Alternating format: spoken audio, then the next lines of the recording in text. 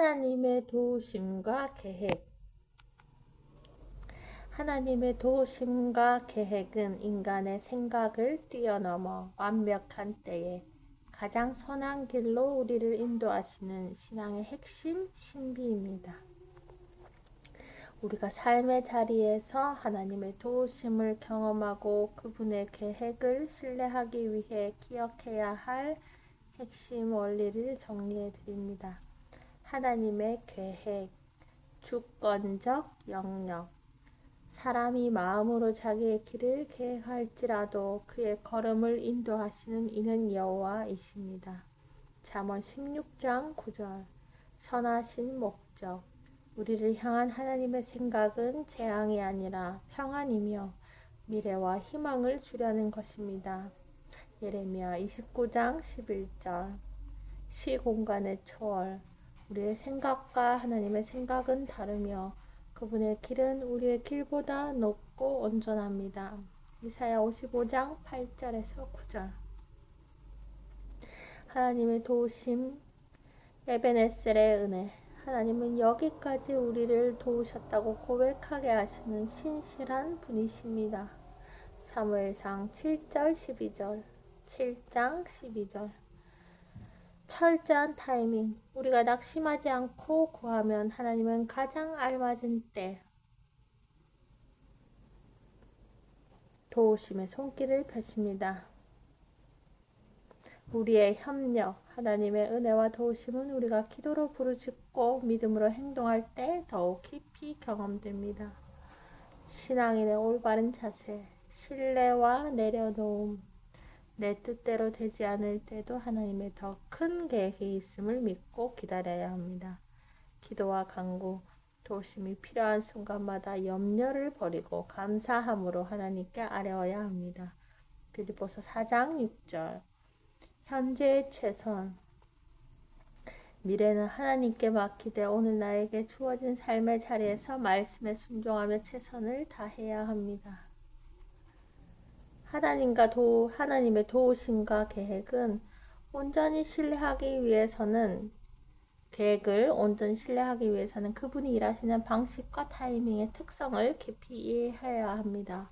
우리가 고난과 기다림 속에서 하나님의 손길을 발견하는 구체적인 원리들을 정리해 드립니다.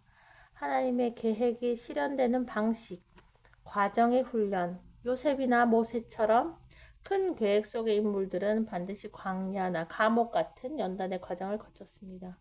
합력하여 선을 이룸, 우리의 실수, 타인의 악의, 불행한 사건까지도 하나님은 결국 선한 열매를 맺는 도구로 바꾸십니다.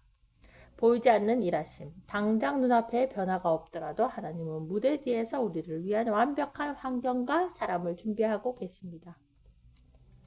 하나님의 도우심이 임하는 형태. 상황의 변화, 기적처럼 막힌 문이 열리고 생각지 못한 도움의 손길이나 재정이 공급되기도 합니다. 마음의 평강, 환경은 그대로일지라도 세상을 이길 힘과 세상이 줄 수 없는 평안을 마음에 부어주십니다. 피할 길과 감당할 힘, 시험을 당할 즈음에 또한 피할 길을 내사 우리로 능히 감당하게 하십니다. 고린도전서 10장 13절.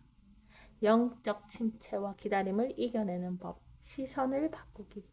문제의 크기보다 크신 하나님의 능력을 바라보며 묵상과 기도의 시간을 늘려야 합니다. 과거의 은혜 기억하기. 지금까지 내 삶을 지켜주시고 위기에서 건져주셨던 에베네셀의 하나님을 기억해냅니다. 작은 순종부터 시작하기.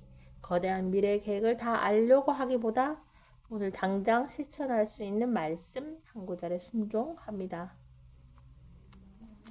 하나님의 계획은 설계도와 같아서 우리가 한 조각의 퍼즐만 볼 때에도 하나님은 이미 완성된 그림을 보고 계십니다. 우리가 삶의 현장에서 하나님의 계획과 도우심을 가장 실제적으로 경험하는 세 가지 깊은 영적 원리. 하나님의 타이밍, 시간의 차이. 인간의 시간, 크로노스는 흘러가는 시계 바늘이지만 하나님의 시간, 카이로스는 목적이 성취되는 가장 알맞은 때. 지연의 이유, 우리의 기도가 응답되지 않거나 늦어지는 것처럼 보일 때는 하나님의 축복이 하나님이 축복을 담을 우리의 영적 그릇을 넓히시는 중입니다. 완벽한 타이밍. 이스라엘 백성이 홍해 앞에 섰을 때 인간의 방법이 완전히 끝난 그 순간에 하나님의 구원이 시작됩니다. 도우심의 숨겨진 통로, 사람을 통한 공급. 하나님은 직접 하늘에서 돈이나 기회를 떨어뜨리기보다 사람의 마음을 감동시켜 우리를 돕게 하십니다. 거절이라는 도우심. 우리가 간절히 원했던 문이 닫히는 것도 하나님의 도우심입니다. 더 위험한 길로 가지 않도록 막으시는 보호의 손길입니다. 내면의 변화. 환경을 바꾸는 것보다 내 믿음과 성품을 바꾸시는 것이 하나님이 우리에게 주시는 가장 큰 본질적인 도움입니다. 내 뜻과 하나님의 뜻을 분별하는 법. 말씀의 기준. 하나님의 계획은 성경 말씀의 가치관과 결코 충돌하지 않으며 평안과 공의를 동반합니다. 기도 속의 평안. 내 욕심으로 구하는 것은 불안을 낳지만 하나님의 계획을 따를 때는 상황이 어려워도 마음의 깊은 평강이 찾아옵니다. 공동체의 확증. 영적인 지도자나 믿음의 동력자들을 통해 내 생각을 점검하고 하나님의 뜻을 객관적으로 분별할 수 있습니다. 하나님의 도우심과 계획을 더 깊이 이해하기 위해 성경 속 인물들의 실제 삶을 통해 증명된 4단계 영적 법칙을 상세히 분석해 드립니다. 하나님은 관념 속이 아니라 우리가 낙심하고 절망하는 바로 그 현실 속에서 다음과 같은 법칙으로 일하십니다. 1단계 침묵과 광야. 하나님의 계획이 시작될 때 대다수의 신앙인은 침묵과 고립을 경험합니다. 이는 버려진 것이 아니라 하나님만 바라보도록 만드는 영적 격리 단계입니다. 요셉의 13년. 노예로 팔리고 감옥에 갇힌 14년 동안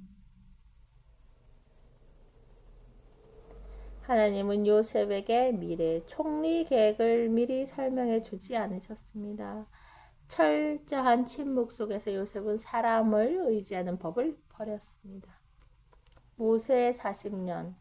왕궁의 엘리트였던 모세가 미디안 광야에서 양을 치며 자신의 힘과 능력이 완전히 빠질 때까지 하나님은 기다리셨습니다. 영적 진실. 하나님은 위대한 일을 행하시기 전에 반드시 그 사람을 광야로 데려가 내면의 교만과 불순물을 제거하십니다.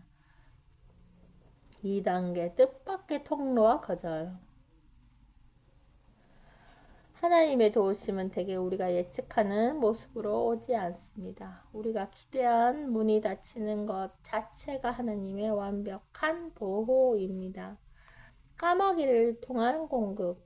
엘리야 선지자가 그리 시냇가에 숨었을 때 하나님은 부정한 동물로 취급받던 까마귀를 통해 떡과 고기를 배달하셨습니다. 열왕기상 17장 6절.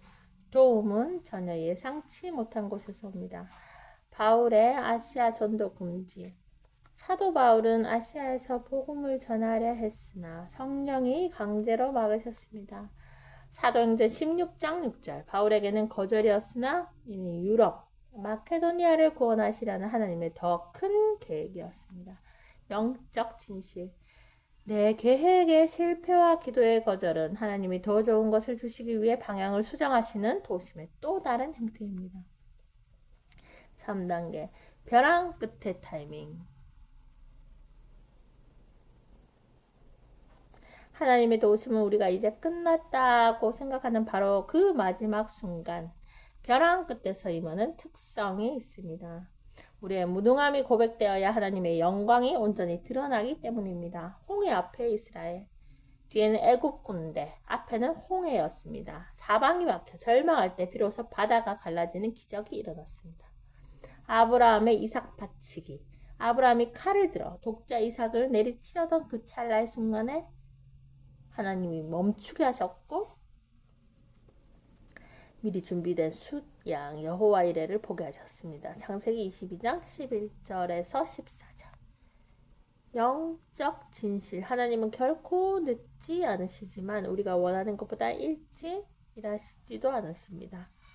인간의 절망이 끝나는 곳이 하나님의 역사가 시작되는 시점입니다.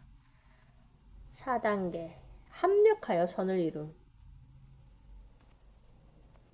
결국 하나님의 계획의 최종 종착지는 우리의 과거, 상처, 실수, 아픔까지 모두 모아 가장 아름다운 선을 만들어내는 것입니다. 고난의 해석. 요셉은 훗날 자신을 판 형들을 만났을 때 이렇게 고백합니다. 당신들은 나를 해하려 하였으나 하나님은 그것을 선으로 바꾸사 많은 백성의 생명을 구원하게 하시려 하셨나니. 창세기 50장 20절. 십자가의 역설. 인류 역사상 가장 잔인한 범죄였던 예수 그리스도의 십자가 죽음은 하나님의 주권 속에서 인류를 구원하는 가장 위대한 사랑의 사건이 되었습니다. 영적 진실. 하나님의 계획 안에서는 버릴 조각이 단 하나도 없습니다. 지금 우리가 겪는 눈물과 고통의 조각도 결국 선한 그림의 일부로 쓰이게 됩니다.